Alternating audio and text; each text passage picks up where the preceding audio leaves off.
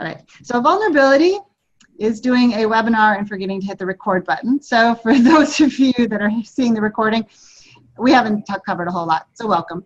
All right, so we're going to do our first poll question of the night, and I'm going to bring it up, and we'll make sure everybody can vote. And it's a really simple question, and you should see it in front of you. Vulnerability is, and your two choices are either it's a strength or it's a weakness. Whatever your truth is, speak it now.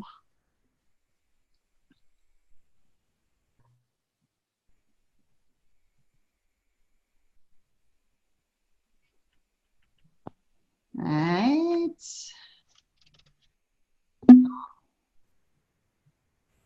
Got almost everybody voted. Give you another second or two. All right, we're going to go with that. And I'm going to share those results. So can you all see those results? Yes. Awesome. So 94% Kevin says vulnerability is a strength. 6% says vulnerability is a weakness. And so that's what we're going to talk about tonight, is what that is. And we'll see what people think at the end. All right, so let me get rid of that.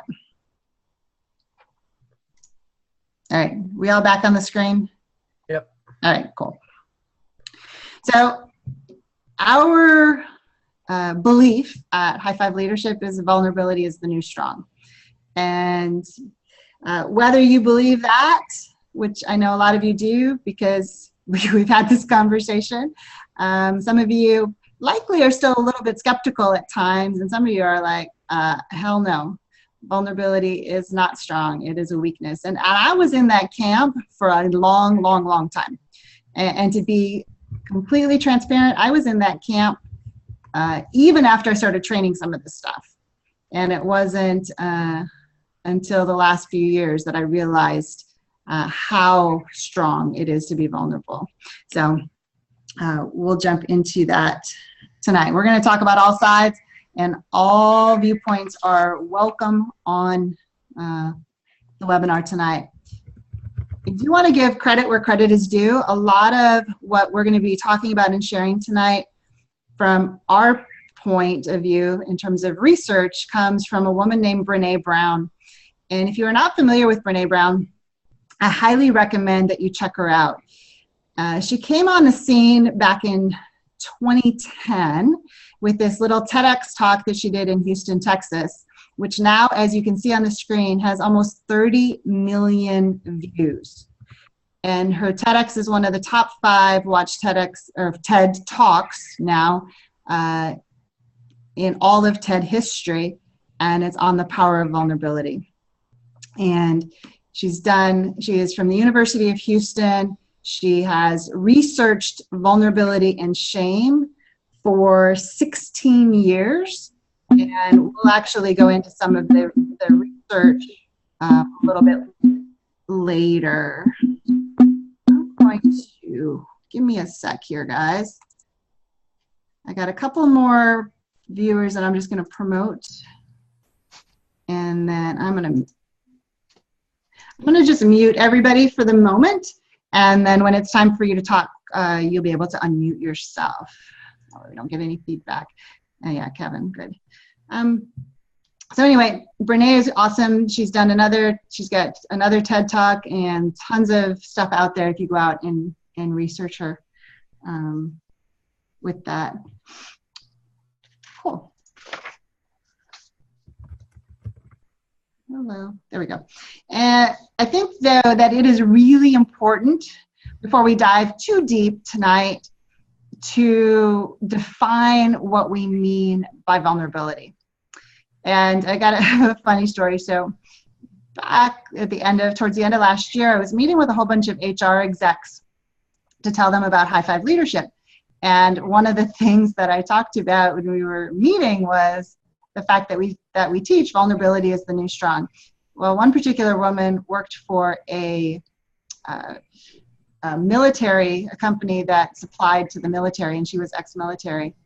And she did not agree with me in any way, shape, or form that vulnerability was strength.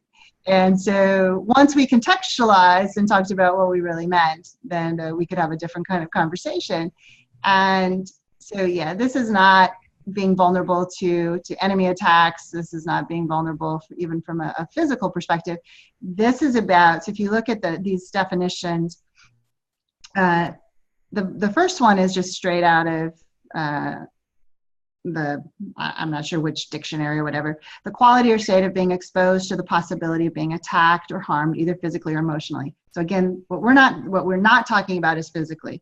So the way that Brene Brown defines it is uncertainty, risk, or emotional exposure. And that's the vulnerability that we are going to be discussing tonight. So that's our context. So cool. All right. So Kevin, I'm going to turn it over to you for a bit. If you want to chat up with these guys a little bit. Sure. So first of all, welcome everyone. Thank you for joining us on our conversation tonight. As Barb mentioned, I did open my mouth after the last class or after the last High5 Live and said, we really ought to talk about vulnerability. And so I think what for me, the whole thing about being vulnerable, what it ties back to is when we talk in class about the T3 model, right? Trust, transparency, and team. And the being vulnerable allows me to be transparent, and that then makes it okay for others to be vulnerable. And one of the examples that I wanted to use where it really stands out to me, how choosing to be vulnerable first then made it possible to have a deeper conversation was during one of our classes in one of the processes where I was talking about the choices that I had made in my life and the way I had treated my ex-wife. So I was talking in the class during the process about that, and my fiance was in the class at that time on team, and it required some vulnerability for me to admit those things, those choices that I had made as it related to my ex-wife with my fiance there in the room. But what it did for us was by being vulnerable, by being willing to put that out there, we then were able to have a conversation after that class that we had never really had before, at least not at the depth of understanding and openness that we were able to talk about how it made her feel. And so, it really, for me, while it requires courage to do that, to be vulnerable first, really what it opens up for me is the deeper relationships and connections with the people that I care about in my life. And I think we're going to talk a little bit later, Barb, about, should you be vulnerable with everybody? Does it make sense to be vulnerable with everybody? Is it always a strength? And should you always be vulnerable? And I think the answer to that is not really, right? That being vulnerable, so I want to be vulnerable with the people that I care about. And really that's what we're going to talk about later is, should you really care about what people think about you? And for me, what it is that I care about the people who care about me, and I care what the people about me think that I care about. And I know that sounds a little bit weird, but so those of you that have been around me for a while know that I used to associate with the honey badger, and the honey badger has a very unique attitude. He doesn't really care about anything, and that's not if you know the honey badger, that's not the statement. But it's not about not caring about anything. It's really about just caring about the things that matter. And so getting back to vulnerability, it's just that willingness. It's that willingness to take the risk. It's that willingness to put myself out there first, and then bring that wall down. And then that gets back to that whole trust, transparency, team model that we have, right? That being vulnerable equals being transparent. In order to be vulnerable, I have to be transparent. I have to put my stuff out there, and let people kind of see behind the wall. But what that does is that creates some really authentic relationships. So let's before we go any further, Kev, so thank you, because that's good stuff, and you're right. Let's jump right on that, and I would like to know from all of the folks that have joined us tonight, what kinds of things make you feel vulnerable? So now that Kevin's shared that, or what kinds of things do you think make others feel vulnerable? So what are some of the vulnerable things that happen? And I will tell you. So chat it up. So give me some answers in the chat box about what makes either you or others feel vulnerable. And I'll give you an example. Doing a webinar is pretty darn vulnerable.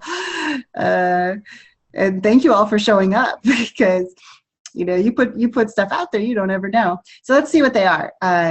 Getting feedback at work. That's a great one, Rachel. Talking about my childhood, my relationship with your father. Thank you, Juan. Putting myself out there, being afraid that people won't like the real me. Unexpected change. Yeah, you just had that Marla, right? And now you're finding a way to deal with that. Making formal presentations. Yeah, number one fear of mankind, public speaking. Ethelene, you need to come see me. Girl, we haven't spoke for years. Deborah, doing interviews. Yep, feels very vulnerable, right? Who else? I know you guys got some more out there. And it's okay to do more than one. Trusting people. Yep. Taking a chance that you might fail. Good. You have any others to add, Kevin, while I'm just talking here? Speaking in front of peers? For me, it just making the choice to get out of my comfort zone. Anytime I want to go do something new, excuse me, there's a vulnerability there, because like Chad said, I might fail. I might look silly. People might not like it, but again, it really is about, for me, it's about creating that connection with people and having authentic relationships, right? So yeah, for sure. And there's some good answers here, some other good answers as well. That's a good one. Juan has, talking about self-worth. Talking about self-worth, challenging my integrity. We got revealing my age. You know what? And I will tell you, as I am knocking on 52, it's interesting how dynamics change as people start to view you or view me as older. Yeah, Chandel, asking for what you want. Yep. So, and I think that what we see here is that we're all faced with vulnerability pretty much every day. As human beings, it's pretty hard to not be faced with it. But the question is, what do we do with it when we're faced with it? That's where we go. Good stuff. All right, well, they're navigating the SIGNAP. I love you guys. This is awesome. All right. Oh, that's a good one, Deborah, too. All right. So we're gonna hear from you in a moment. A couple of just other quick things. So this is a quote, and I found that it's so interesting to me that the same thing that is one of our biggest challenges is the thing that frees us, and that is vulnerability. Because vulnerability is the core, the fear that we have, right, it makes us feel very vulnerable. All of those things where we feel like we're not enough. We're not good enough, thin enough, strong enough, whatever that is. And we think that if people find out that about us, right, that's what feels vulnerable, that we're not going to be accepted, that we're not going to be connected. What's so cool about this conversation, though, is that that same vulnerability is the only way that we get to next level joy, belonging, love, creativity, because that connection comes from being vulnerable. And so I look at the relationships, like Kevin has said, that I have in my life. And for most of you that are graduates or that know me, that's the kind of relationship that we have.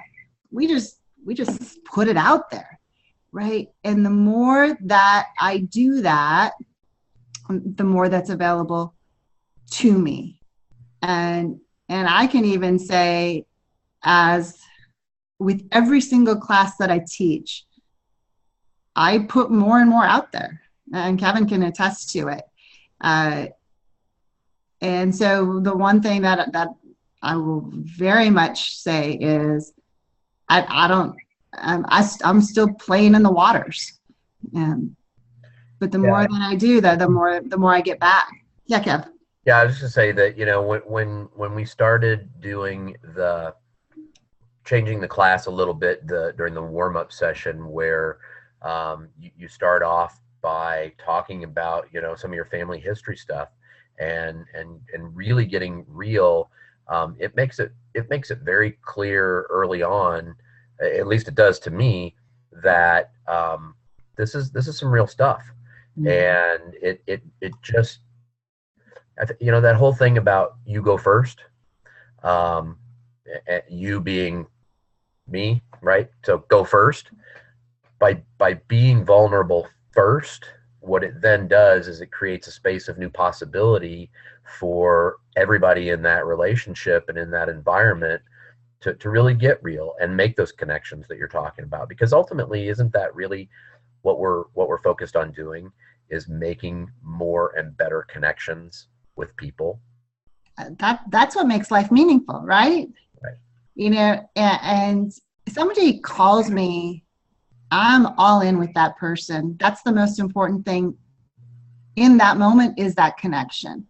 And it's not always been that way, but my life is a whole lot richer as a result. And tying it back to the class again, at the beginning, and one of the coolest things that I love about the training, and in a moment we're going to open this up so you guys can talk about this as well, is a lot of people come into our classrooms and they think they're the only ones that have challenges in their life. And the first big connection comes when every single person in there realizes they're not the only one. And it's like, whoosh, I can be real with these people. And the other thing that just always makes me laugh is one of the biggest challenges to get people into our classroom is their fear of vulnerability, which then is the biggest strength that they get out of it. But anyway, we'll talk about that later. So let's see. Awesome. All right. So Kev, I'm going to let's find some people and have them share about how vulnerability has been shown up strong in their life. Okay. So being the leaders you are, who's first? If you'd like to speak, so you can either, I don't know, do they need to raise their hands, Barb, or they can just unmute themselves? You can just unmute yourself. So if you hover over your screen, over your little microphone that has a little slash through it, if you right mouse click, you can unmute yourself and just start talking. Hey, Kevin, it's Chad. Hey, Chad. So one of the biggest things that continuing to choose vulnerability has done for me is allow me to stop pretending to be some other person that is what I think people will like, and just be my honest self. And now I can direct all of that immense amounts of energy that I used to use to create this transparent wall that I thought was protecting me, and put it towards achieving the outcomes that I really want in my life. Absolutely. Yeah, those walls that, we talk about it in class, that we construct those walls, but we realize very, very quickly that they're transparent, right? So what good are they? But we think we're hiding behind them. We think we're safe, and all it's really doing is creating shallow or non-existent relationships, right? So and so much energy spent building and maintaining that wall that's not providing any value or benefit to my life, when I could be spending all of that energy on actually creating deeper, fulfilling relationships. Absolutely. Absolutely. Very So, good. Since we're unmuted, I'll chime in here too. We're talking about vulnerability, right? So what it's done for me, I think the biggest thing is opening myself up to a personal, in my case, romantic relationship. But despite my fear of being worthy enough for it, just passing that by, letting that go, putting myself out there. Yeah. That whole thanks, Will. The whole worthiness thing is really interesting to me. So talk about vulnerable, and I don't know if it was Juan or somebody in the chat said something about worthiness or self-worth. I think PJ might have said it too. And one of the things that we're noticing in our classes is that focus on worthiness, that so many people just have such a low self-worth, and the question is why? Where's that coming from, and why would we choose that? But you're absolutely right. It's like this stigma of, if you admit that, you feel like you're not worthy of something, somehow it's a societal stigma, right?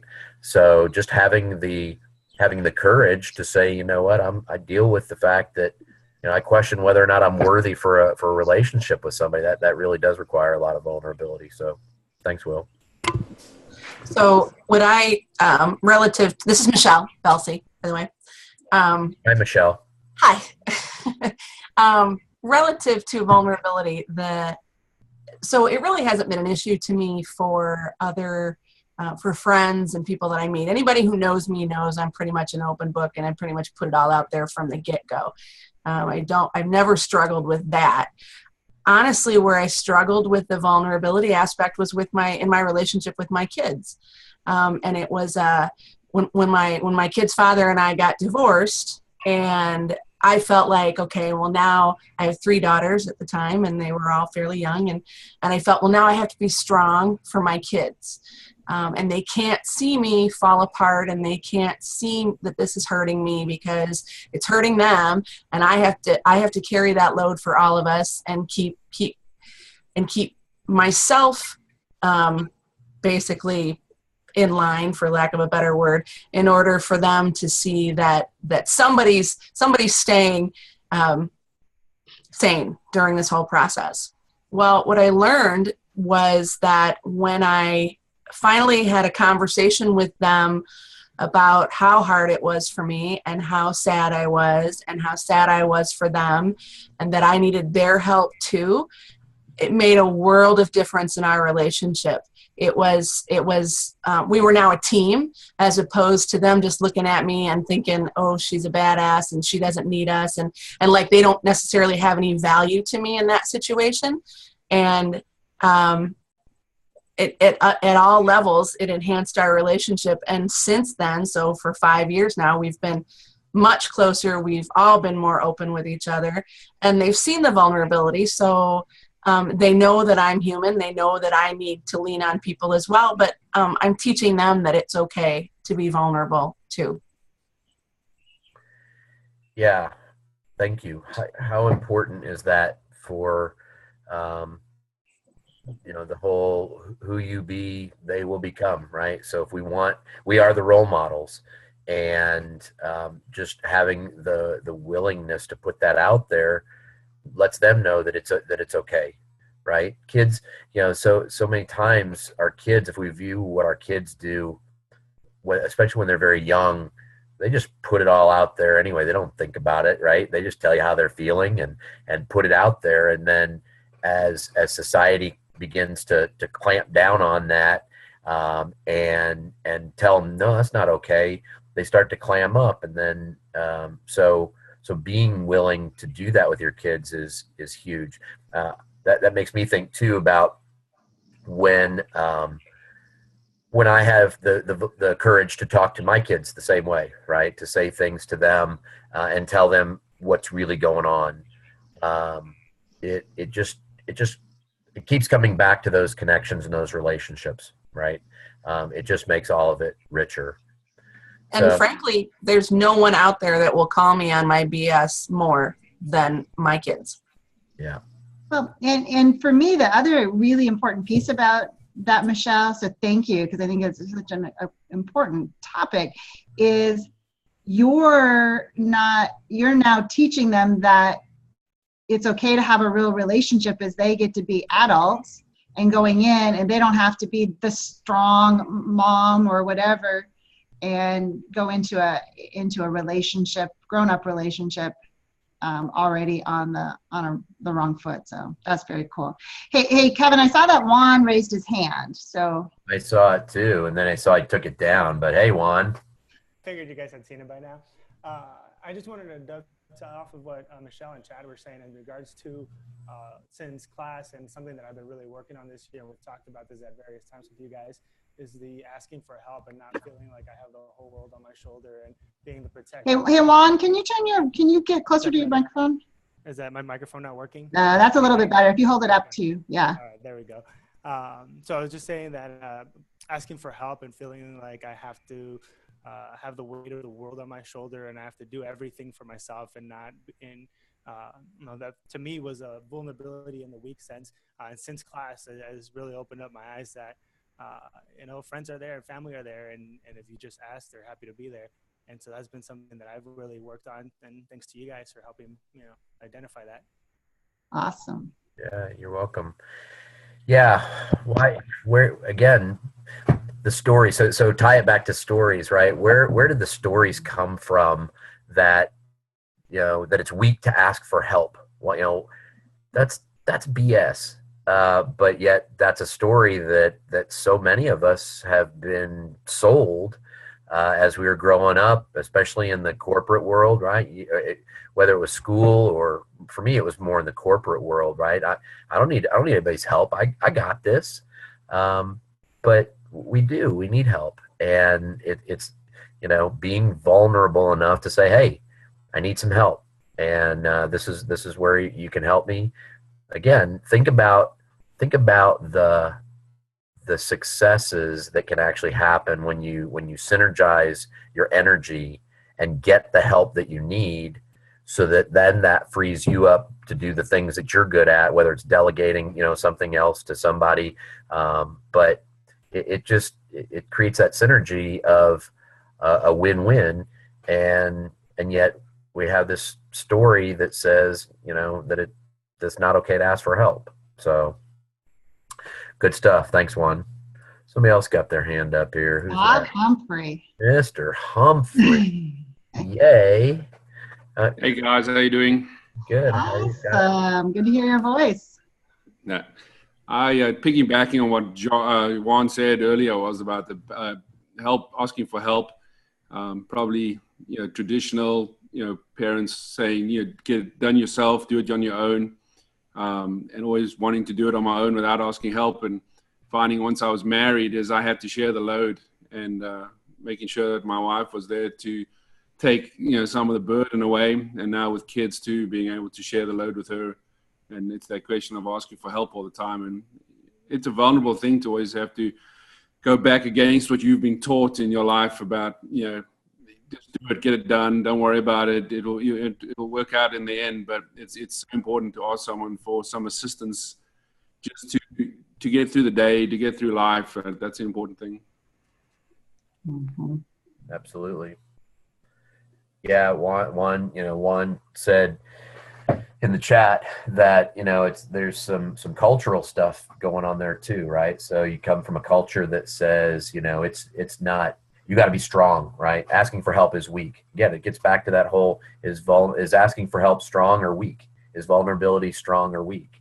And so we've got these cultural norms, we've got these societal norms, people that we look up to that were our role models, and how they chose to take on things, right? And if they were successful, what in our minds were they doing that made them successful? And then those are the things that we take on. And so it does require a lot of vulnerability and courage to say, you know, that doesn't need to be my truth anymore. No. Yeah, their truth doesn't need to be my truth. And they were just sharing with you what they knew to share. It may not have worked out all that well for them. That's right. Return to Sender. sender. Sender. Gosh, love that. Hey, Kev, I'm gonna jump ahead, and then we'll come back and we'll hit a few more folks. All right. So I can go into my high C mode, and this is my only page of data. But there is research. And so this came from Brene, but she collected 13,000 pieces of data over 12 years.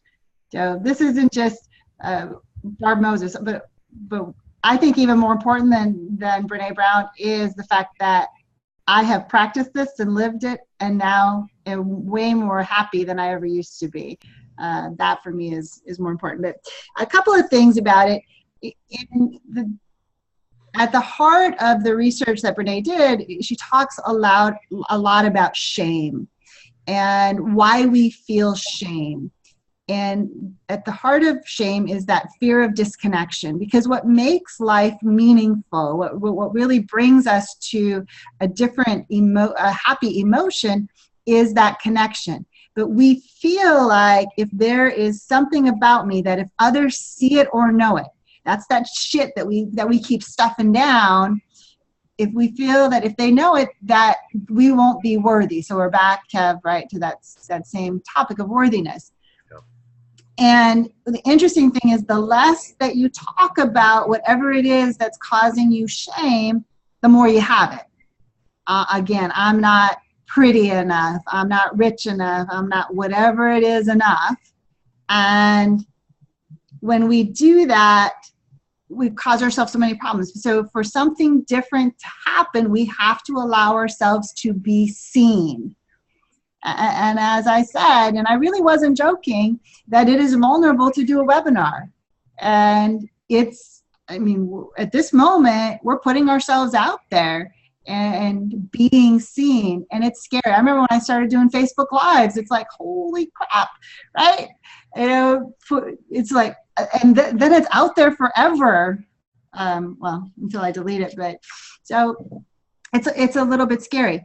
The cool thing that's worth mentioning that comes from the research is, what was it for those people that had that strong sense of worthiness, of belonging? What they had was courage. And it was the courage to be imperfect.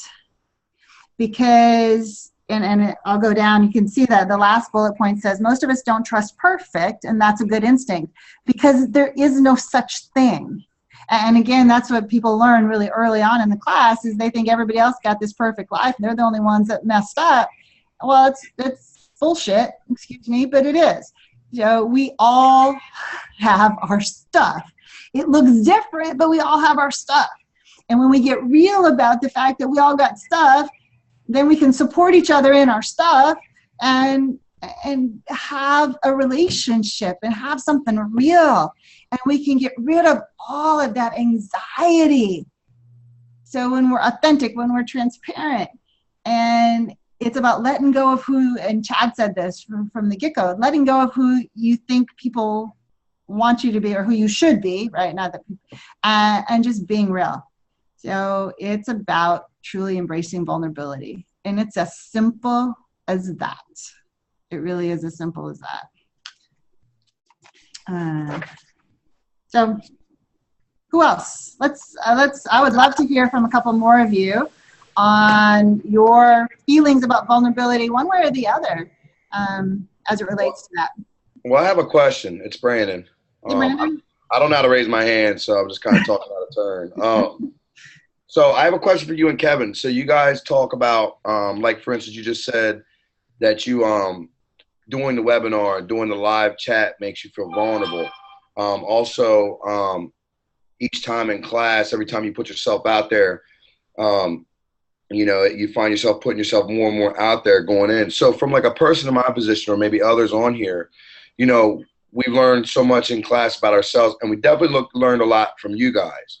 We view you guys as leaders. We view you guys as strong people. You know, and we all know everybody has their stuff and everything. So how does these vulnerabilities make you feel? Or you know, when you're putting yourself out there, when you say that, like, what are the things and thoughts going through your head? And the reason why I ask this is because, so I'm in a position, you know, where I'm always looked at as the leader. I'm always looked at as this. Now, I know maybe I embrace my vulnerabilities different because how large my comfort zone is than others.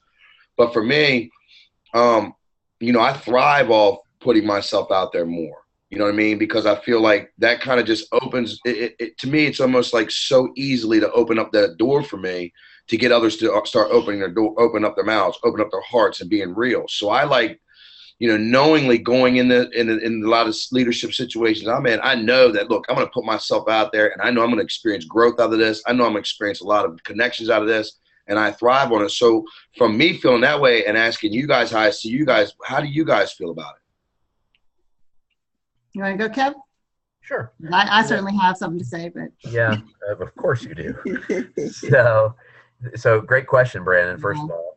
And, you know, for me, it really is just a reminder to myself. So when and it's gotten to the point for me where it's not necessarily a conscious thought as much anymore. It just, it's a practice behavior. So getting out there and being vulnerable now and going into that place, it doesn't cross my mind like it used to. But when I first went through this kind of training about 10 years ago, the barrier that I had to get past was wanting to be liked. And for the longest time, that's what was important to me was, you know, if I do this, or if I put myself out there this way, is somebody not going to like me because of that? And so what would go through my mind, what I think your question was, what goes through my mind, it still crops up from time to time, is if I do this, man, you know, how am I going to be viewed? And are people going to like this? And then it's just a reminder that, you know what, it doesn't matter, because what I'm focused on is an outcome. There's a reason I'm doing what I'm doing, and it always tracks back to outcome. So what's your outcome? So if my outcome is that in order for me to have the impact that I want to have, I got to stand up in front of a room with, you know, 700 or 800 people and kind of bare my soul. Well, I'm going to do that because that's what it's going to take to get to that outcome. So again, it's not so much a conscious thought for me usually anymore, but I'm honest when I say that, you know, that question still pops up in my head from time to time is, you know, what are people going to think about this? I got a tattoo the other day, right? So I'm sitting there in the chair, and it's my choice, right? I can get a tattoo if I want to get a tattoo. And it's going through my mind, you know, what's my mother going to think? Is my mother going to be happy about this? So I put this out on Facebook, you know, what are people going to think? It's like, you know what, screw it. I don't care what people think. It's my choice. It's my body. And you know what, I'm going to put it out there. And like you said, I know that the growth is going to be there. So in order to grow, got to get out of that comfort zone, got to push, and it gets easier, right? I don't know if it ever gets easy, but it gets easier with practice like anything else. Awesome. That's what I got. And I think, Brandon, the reason that you, to say what Kevin said in just another way, the reason that it's easy for you to go do that is you're focused on an outcome. Because you know when you get vulnerable and you put it out there, you're allowing others to do the same thing. And that's my truth as well in the classroom. However, in your class, I shared stuff that I had never shared before. So I continue to share more. And some of that is me overcoming a story that because I'm the expert, right? I'm not supposed to have any of these issues. Well, you know what? I live this stuff every single day, and I practice it every single day, and I fall down every single day. And for a long time, when I was training this stuff, and as somebody who does leadership development, I always feel like I'm going to live in a huge glass house, right? And people are looking at, does this stuff work? And I felt, I did for a long time, I felt like if I did anything that wasn't completely in alignment with everything that I taught, people would be like, yeah, see, it doesn't work. Right. And that's scary, right? When I started to get more real, and the fact that, you know what, this is all the stuff that I've learned, and this is what it's done for me, and this is all the good stuff, but I'm still learning, I found that I connected way more with people. And so it's, but when I put a webinar out there, I don't know if anybody's going to sign up. That feels kind of vulnerable to me.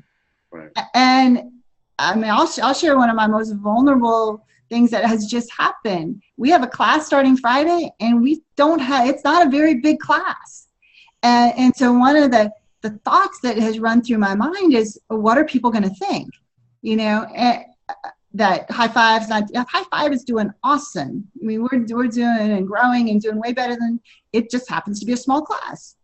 But I got some haters out there that are going to be like excited that it's a small class. They're going to be taking happy pills, and the fact that they're thinking that Barb's not doing so well.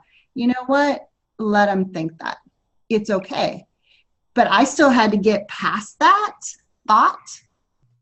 And you know, it's just a little blip on the radar. And the people in this class, they actually drew the long straws, as you know, because they're going to get the most individualized attention for 3 days.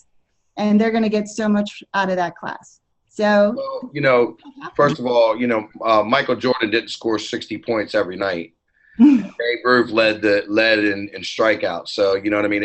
You don't have to hit everything. So, you know, that if that gives you some insight, you know, don't worry about the class. Just stuff does work. I guess that was awesome. You guys shared that. So, like with what I just shared about the vulnerabilities and the way I feel. So, you know, with all the processes that we did in class, you know what I mean? People seeing me get upset, you know, and people see me. The one main vulnerability that really stuck out for me, and I keep going back to, was the lifeboat exercise, because that was when you were challenging my integrity. So the story I told myself, because I felt like, you know, just like most of us did, I'm going to save these people. It's not right to save myself. Then, you know, I got really kind of like drawn back at that moment, you know, and that was like, I guess that's where I feel vulnerable, is when, like, you know, I'm trying to express what's right and what's wrong. And I know, according to my story, what's right, and I guess what is not wrong. So I learned a lot from that. And also, you know, the red vote, you know what I mean? That was something that was big too, you know, because again, we're talking about someone who could put himself out there with anything. I could show emotion. I could show this. I could show leadership. And when you start talking about my integrity, or the strong core beliefs of these stories I've been telling myself all my life, you know, then I start retracting, you know what I mean? You know, regressing, you know what I mean? And it starts really to hit home for me. So, yeah, I just had those questions because, again, I see you two as strong leaders. And so it's like, you know, to hear you guys say that you go into those sessions, putting yourselves out there and still having those phobias, you know, it's intriguing. And we love it because it's outside of our comfort zone, and we love to practice what we teach. Of course. You know, and I think that for me, Brandon, so thank you. I love this conversation, because for me, it's about everything that I can do to just keep pushing myself to that next level. Right. And what does that look like? So good stuff. Awesome. Who else is out there that will share with us? I know y'all know it's okay to hurry. Hello. So this is Evelyn Desir, and it's my very first webinar, so I'm new to the group. The question that I have is baby boomers were always told, don't ever let them see you sweat. How do you get over that? So I own a business, and there are times that the volume is very high and other times it's very slow. I don't ever want my competitors, my customers, my clients to know when things are slow. When people ask me how are things going, it's fine, everything's going well, but I never reveal, well, I shouldn't say never, but rarely do I reveal that. It has to be with people that I truly, truly trust. And I will, my answer will always be positive. It's never negative. So help me to understand, how do you become vulnerable in cases like these? Great question, Ethelyn. And I love this because this kind of leads us into one of our next topics, and we'll just go for it now, which is you actually gave the answer, which is for somebody who that I don't have a relationship with, and they ask me how things are going, I am always going to say things are awesome because I live my life that way. However, I have some people that I trust implicitly that when things maybe aren't going so great, I'm going to them. Kevin's a prime example. So I'll pick up the phone and we'll have a heart talk conversation about what's going on. And the first thing that he's going to do is he's going to make sure that I'm shifting my energy, I'm focused on positive, and I'm going to go and stay and raise my vibration and stay in that energy. But you got to have a safe place, right, to do that. And the question is, do we get vulnerable with everybody? And the answer is no, we don't. What I have found, though, is, I'm fairly new to this whole entrepreneurship thing.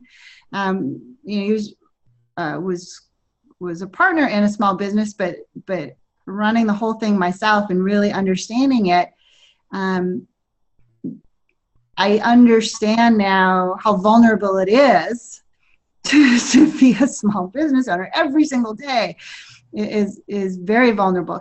And so the other people, so let's say you and I were having a conversation, we're not competitors, but I would certainly be willing to share with you the things that I'm going through because I know I could learn from you, right? But it is about, and I would want to build a relationship before I do that. So it's all about connection and who's important to connect to. Kev, I feel like you got something to say there. No, so first of all, thank you for joining us, Ethelyn, and for your willingness to speak up. Mm-hmm. But it's about the trust. It's about who do you trust, and having those people that you can trust to be vulnerable. And sometimes, you just have to ask the question, what kind of relationship do I want with this person? So if it's a competitor, yeah, I'm not gonna show vulnerability to a competitor.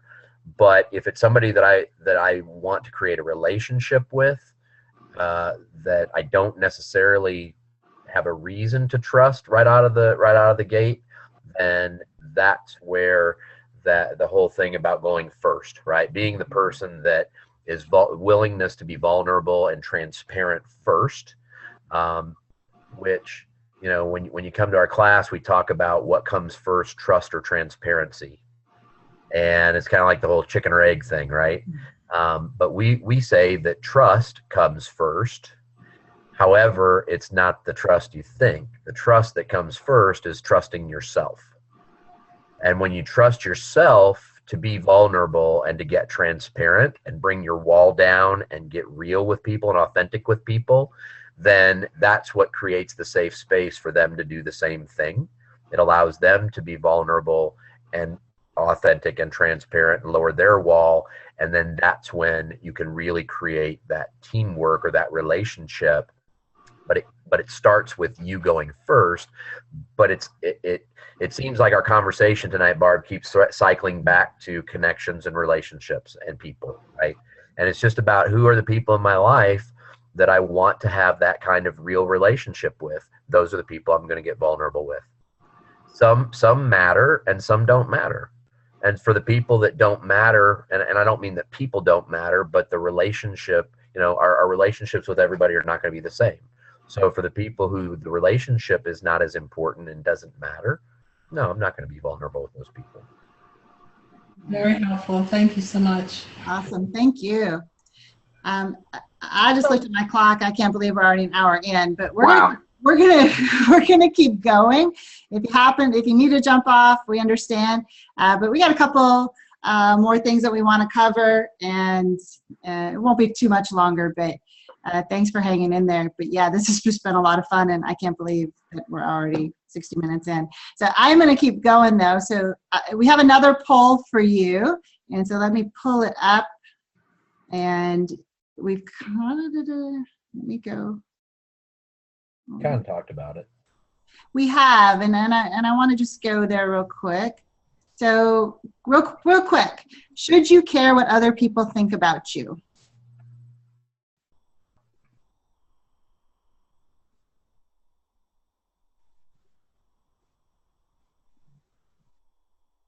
All right, so I got quite a few people that have voted.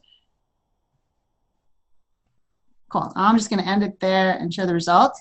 And we're about a 50-50 split, Kev, which isn't surprising. So let's talk about it. I'm super excited to talk about this. So the question at hand is, should we care about what others think? And Kevin and I had an interesting conversation about this topic this morning. And one of the things that we have,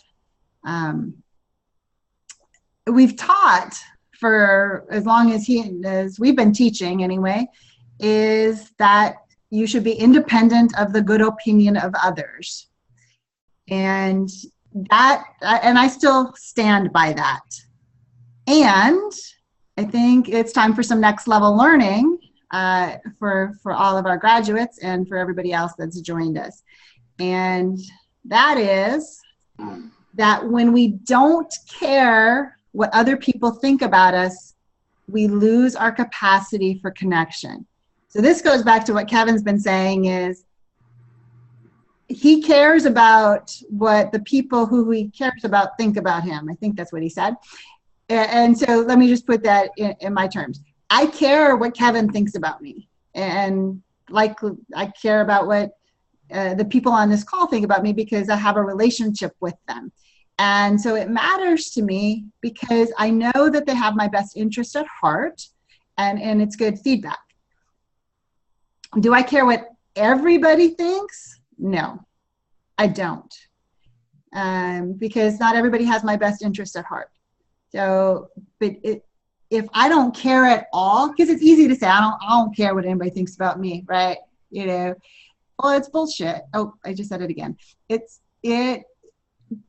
It breaks that connection. Here's the key though, is when we become defined by what people think, we then lose our capacity to be vulnerable because we put those walls right up, boom, and it's all about what other people think. So we don't want to do that, but I thought this was an important clarification on something that we've been teaching for a long time, is it's not just to say we don't care about what anybody else thinks.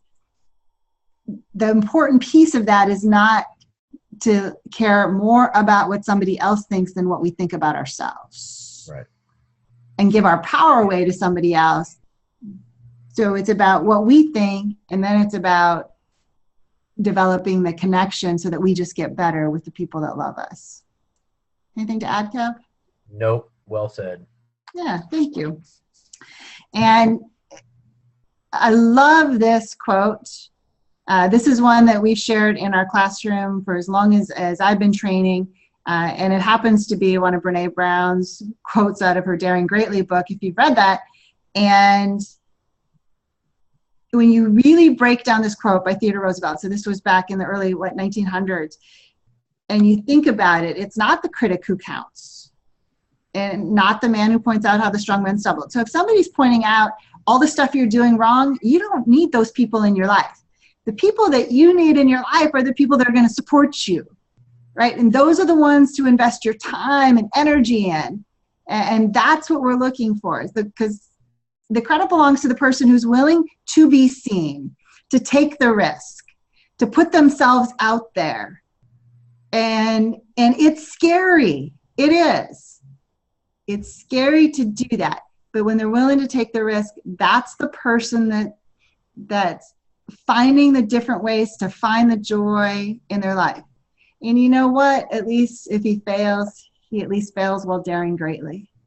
And when you go, when your time on earth is over, you know you put it all out there and you're not going with regrets. And that's what this is all about, is truly living a life on purpose, having life happen because of you rather than to you. And I just think that's really critical with that. So I would love, for those of you that are still on, and I think most of you are, what do you think about that? About your thoughts about caring about what other people think? Would love to hear from one or two, and then we'll wrap it up. Hey, Barbara, it's Chad. Hey, Chad. I love how you added the clarification to what we had been teaching, because we were having the discussion over here about what we all felt, and when I answered that question, my truth was still, yes, I do care about what some people think. I care about what you think of me. I care about what Will and Kevin think of me, because I trust you all so implicitly, and I know that you'll hold me accountable to the outcomes that I'm doing, that I've discussed with you. So I do care. However, I've also, one of the largest benefits that I have taken from the training from the learnings that I got out of the training, was that I am not caring what everyone thinks of me. Yeah. And that I'm not being defined by that ideal, whatever BS story I created about that person that I need to be in order for everyone to like me, or no one will like me. And that's not what I'm defined by anymore. However, yeah, for the relationships that are important to me, I care, because for another thing, if I didn't care what those relationships that mattered to me, the people of those relationships who mattered to me, then I'm not building those relationships either anymore. They're just, I'm not working to continue to build those relationships anymore. Yeah. They don't get the energy. Awesome. Thank you, Chad. Good stuff. Dixie, come on in, girl. Damn you, Barb. First of all, I'm giving myself a high five because I figured out how to raise my hand on the app. Boom, girl. Secondly, Next time we'll add a webcam. Well, there's my next thing. Talking about vulnerability and trust.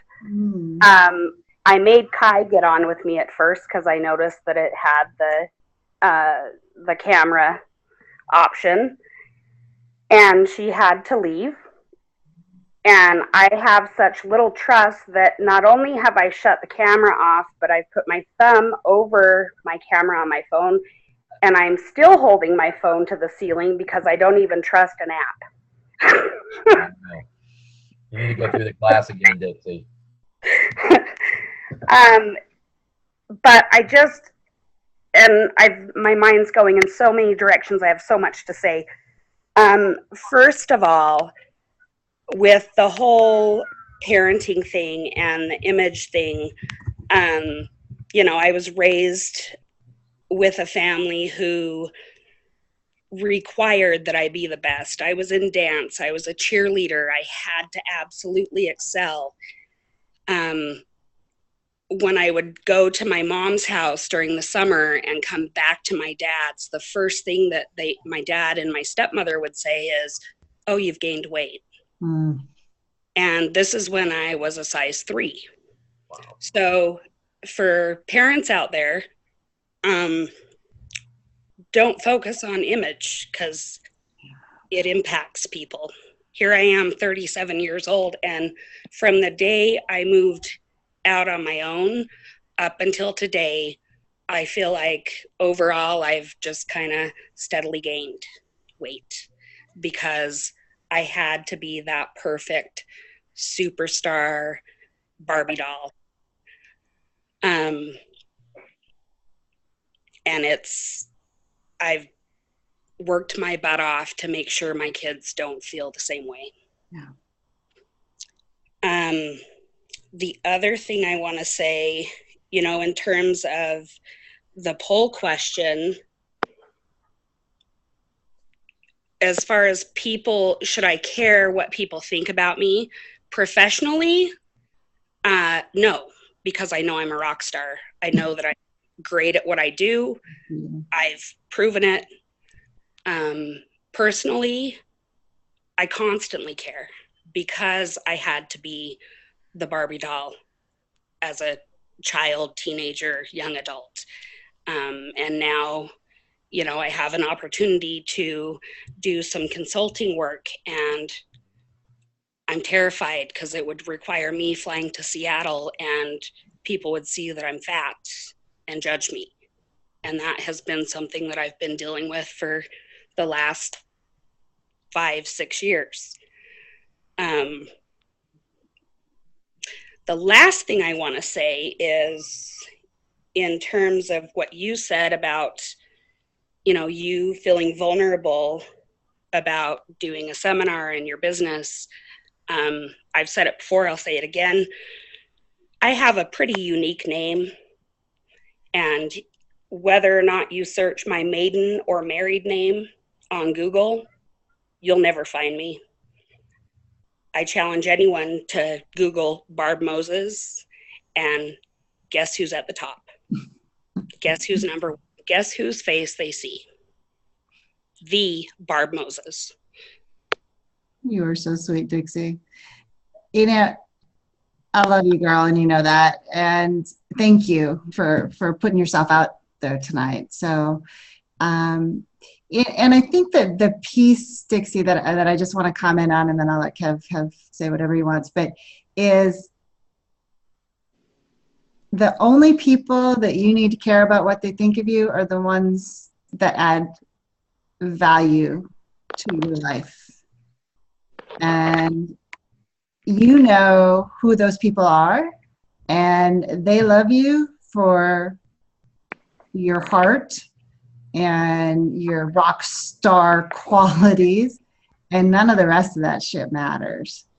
And we'll keep working on that, because if you could see and believe what the rest of us know and believe, yeah, we'd have that taken care of. So I love you, girl.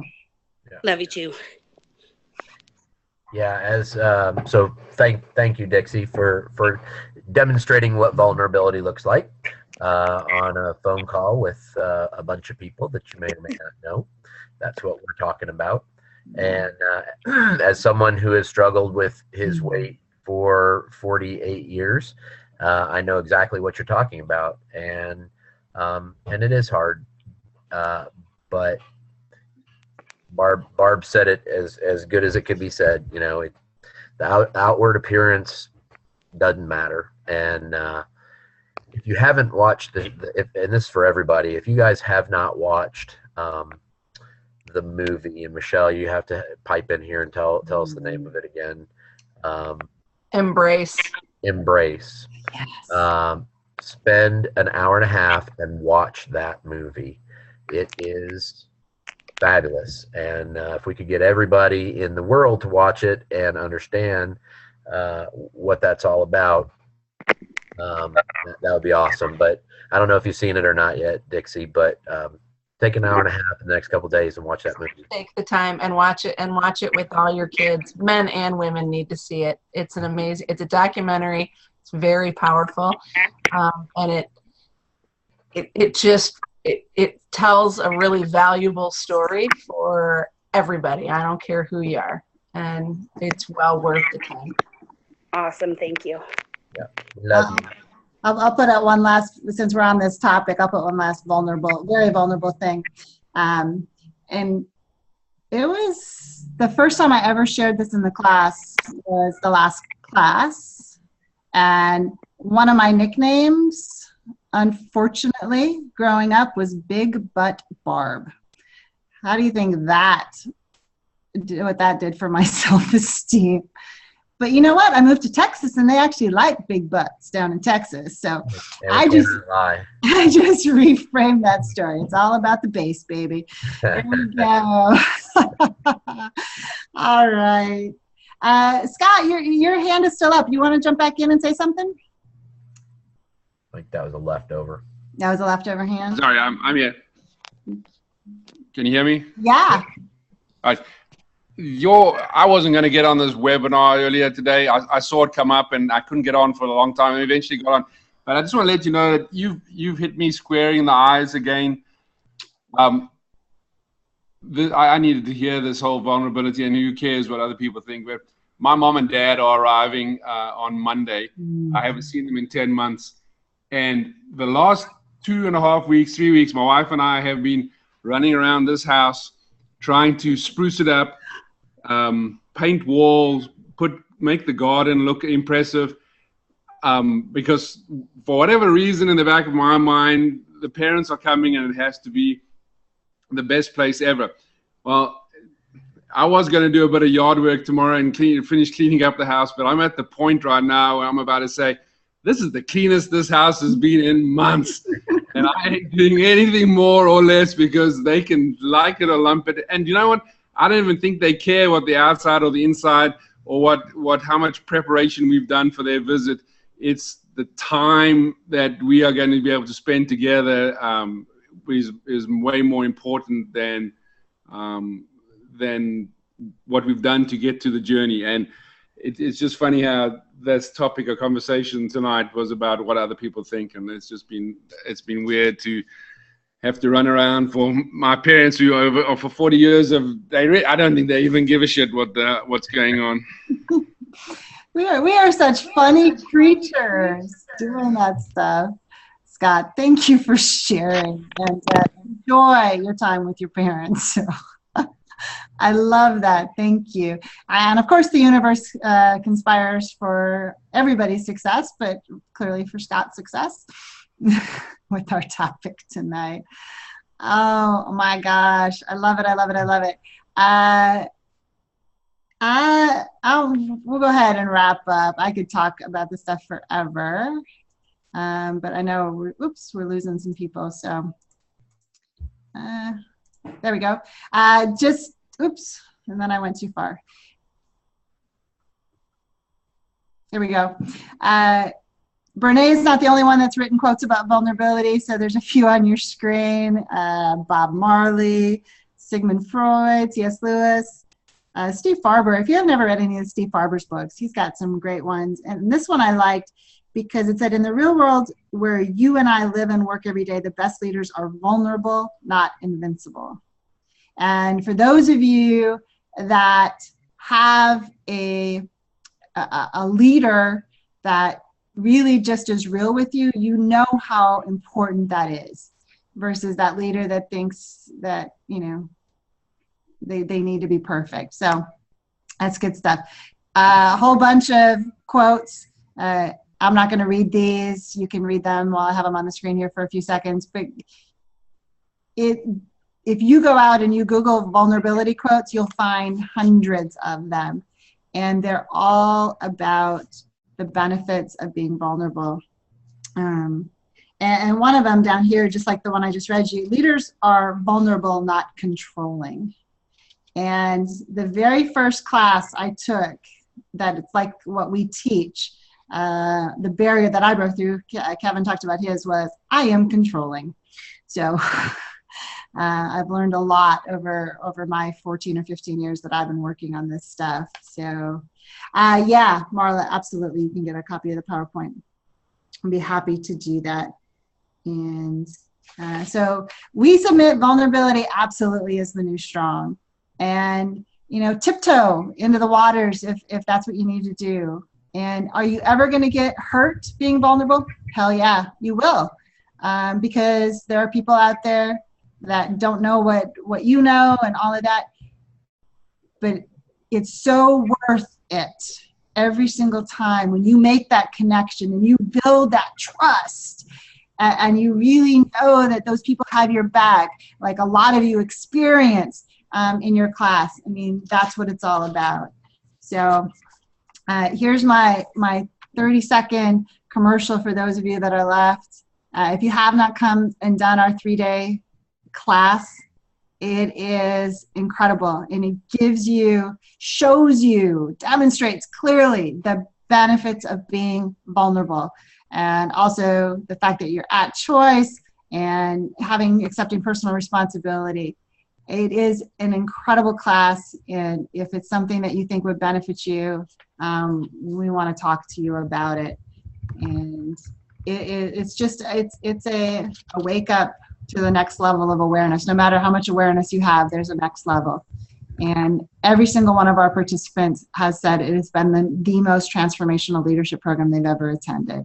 So we appreciate that.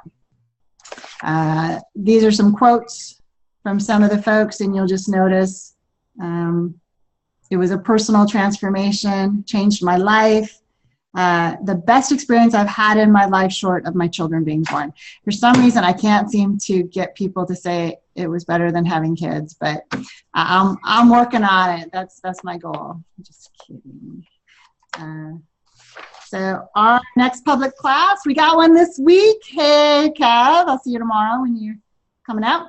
And so we're gonna have some fun, Kevin and Chad and I and some of the other folks.